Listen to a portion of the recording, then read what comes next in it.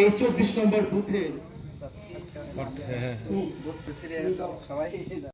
भारत माता के भारत माता के भारत माता के ধন্যবাদ মাননীয় সাংসদ মহোদয়কে। প্রাক্তন সহসভাপতি শ্রীযুক্ত মৃদুল দত্ত মহাশয়কে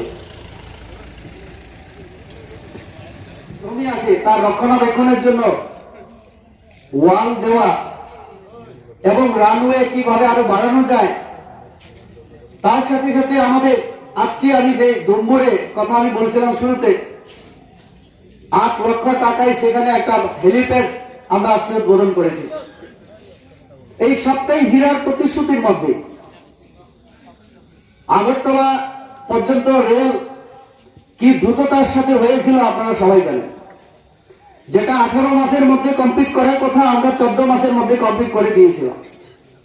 সাবরুম পর্যন্ত এখন রেল চলছে আমাদের। দীপাবলির সময় আপনারা দেখেছেন স্পেশাল ট্রেন আমরা চালিয়েছি।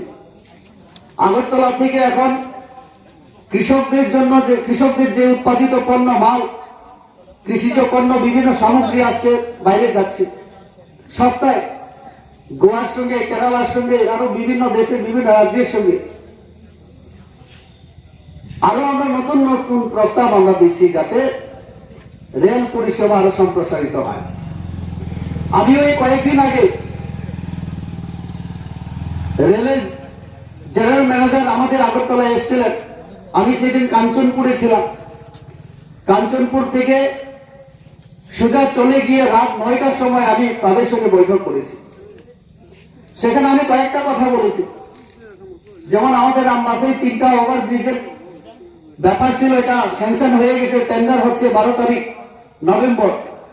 তেমনি নতুন নতুন কিছু আমরা আমার আমি যেটা আমি চিঠি লিখেছিলাম মন্ত্রীকে বা আমাদের রাজ্য সরকারের তরফ থেকে প্রস্তাব দেওয়া হয়েছিল, সেটা যাতে দ্রুততার সঙ্গে কাজ হয়।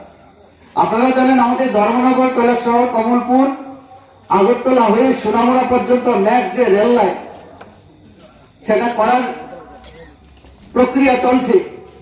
সেদিন জিএম আমাকে বললেন ত্রিপুরা রাজ্যে এই যে রাস্তা নতুন করে যেটা আমরা প্রস্তাব দিয়েছি সেটা 2বার সার্ভে হয়ে গেছে। তো আমাকে যখন বলছিলাম 2বার সার্ভে হয়ে গেছে, 3rd টাইম করতে হবে, আর একবার করবেন। আমি ওনাকে জিজ্ঞেস করলাম কেন 3বার? 2বারই তো আমাদের কাজ করার কথা।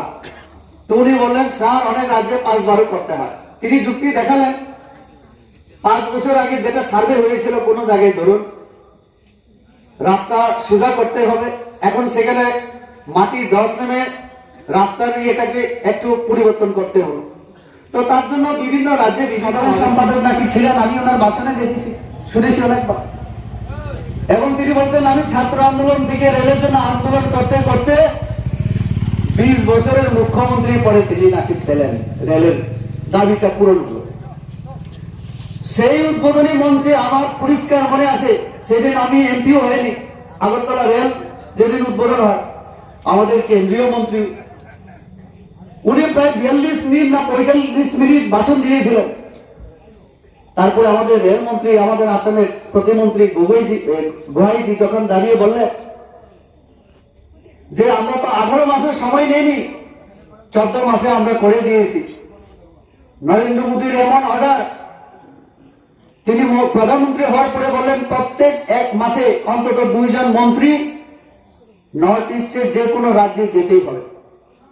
শুধু এসে দেখলে হবে না, সাথে সাথে অনেক স্কিম, অনেক প্রজেক্ট তার উদ্বোধন করতে হবে।